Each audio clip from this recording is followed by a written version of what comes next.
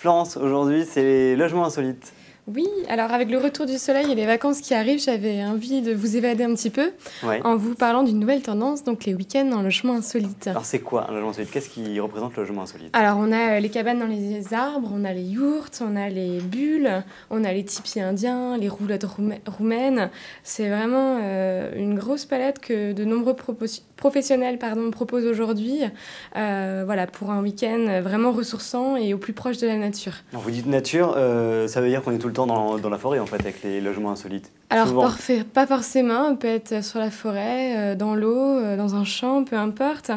L'objectif, c'est vraiment de se retrouver proche de la nature. On oublie le confort de sa salle de bain, il n'y a pas d'eau courante, il n'y a pas d'électricité. Donc voilà, on se rapproche vraiment de la nature, on s'éclaire à la bougie, Je vois on va Christophe dire... qui commence à rire, en fait, ça veut dire que le confort est spartiate, finalement. Pas forcément, on a tout le confort d'une bonne literie, on s'éclaire voilà, à la bougie, on a un bon petit déjeuner pour bien se requinquer le lendemain. Bon, c'est forcément, pour certaines personnes, peut-être que les toilettes sèches pour se soulager, c'est peut-être un peu plus contraignant, mais voilà, il y a une petite bassine dans chaque logement pour pouvoir se brosser les dents, et puis il y a forcément la salle de bain et les toilettes communes, comme dans un camping, au final, quand on vient dans une tente. En fait, le principal, c'est la nuit particulière, entre guillemets. Oui, voilà, ouais, c'est vraiment dans un logement, voilà, on sort complètement de sa chambre et de son lit et on se retrouve soit dans une bulle avec un ciel étoilé au-dessus de sa tête, soit dans une roulotte ou dans une yourte où on a l'impression un peu de s'évader, de voyager sans aller forcément très loin. Où est-ce qu'on peut s'évader dans le Morbihan? Alors dans le Morbihan, il y a plusieurs endroits. Donc il y a les hébergements de Quénécan, donc tout près du lac de Guerlédan. Ouais. Donc là, vous pouvez trouver de jolies cabanes dans les arbres, sur l'eau. Il y a aussi un gîte pour les personnes qui sont un peu plus casanières. Des tarifs qui vont de 100 à 150 euros. L'avantage d'y aller en ce moment, c'est que le lac de Guerlédan est actuellement vidangé. Ouais. Alors donc ça arrive pas, voilà, ça arrive pas souvent parce que la dernière vidange avait lieu en 1985. Donc voilà, c'est une occasion de pouvoir y aller et d'observer un petit peu ce qui se passe dans la vallée engloutie entre guillemets, quoi. Et une autre vallée justement, la vallée du Pratmeur. Alors oui, la vallée du Pratmeur à Kistinic, donc c'est au cœur de la vallée du Blavet. Donc là, il y a 25 hectares, donc avec des cabanes dans les arbres, des bulles et des roulottes. Donc 10 logements, pareil pour une nuit ou plus pour 2 à 5 personnes. Ils ont également un service spa avec piscine intérieure, voilà, cool, ouais. Piscine intérieure, jacuzzi, massage. Et pour les amoureux du patrimoine breton, il y a le village de Poulfétan qui se situe juste à côté. Et qui est très sympa.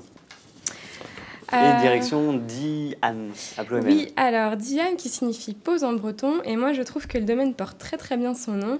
C'est Myriam et son mari Arnaud qui tiennent ça. Ils ont en fait commencé par une chambre d'eau dans l'ancienne ferme de ses grands-parents, et puis avec 25 hectares de terrain, ils ont cherché ce qu'ils pouvaient faire. Donc c'est les précurseurs, parce que c'est en 2000... du chapiteau un peu. Oui. Ça commence tout doucement. Ils sont précurseurs dans ce domaine-là, parce qu'ils ont lancé donc, les cabanes dans les arbres donc, en 2005. Donc ça va de 2 à 10 mètres de haut.